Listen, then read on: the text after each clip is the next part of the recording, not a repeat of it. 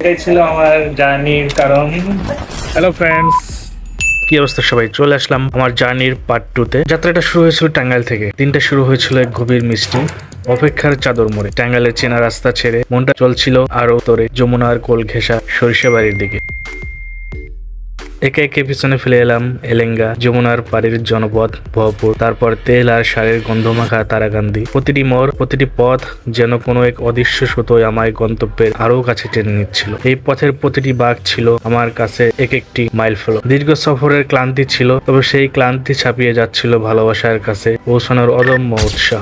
Google ম্যাপটিতে দেখাচ্ছে এখন আমি যেখানে আছি সেখান থেকে সরিষাবাড়ি উপজেলা যেতে প্রায় 22 মিনিটের মতো লাগবে। তো বেশি সময় লাগবে না, আমি প্রায় এসে গেছি আমার কাঙ্ক্ষিত গন্তব্যে।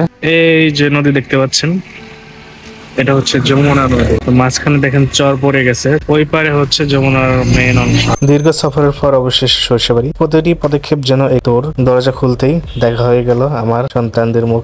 এই দেখা পাওয়ার আনন্দ পৃথিবীর সব ক্লান্তি এক নিমিষেই যেন ভুলিয়ে দেয়। এরপর একটু ফ্রেশ হওয়া, দীর্ঘ যাত্রার ধুলো বালি ঝেড়ে ফেলে নিজেকে একটু ফ্রেশ করে নিলাম। তারপর টেবিলে ছিল যেন এক এলাহি কাণ্ড। আমার জন্য রান্না করেছে অনেক পদের আইটেম, মনে হচ্ছিল যেন আমি নতুন জামাই। এত আদর যত্ন, প্রতিটি রান্না ছিল নিখাত ভালোবাসা আর আন্তরিকতার স্বাদ। সেদিন শুধু খাবার খাইনি, খেয়েছিলাম আমার প্রিয় মানুষগুলোর যত্ন, আদর আর ভালোবাসা। এমন দিন বারবার ফিরে আসুক সবার জীবনে। ধন্যবাদ। ভিডিওটি ভালো লাগলে অবশ্যই লাইক কমেন্ট শেয়ার দিয়ে পাশে থাকবেন। আল্লাহ হাফেজ।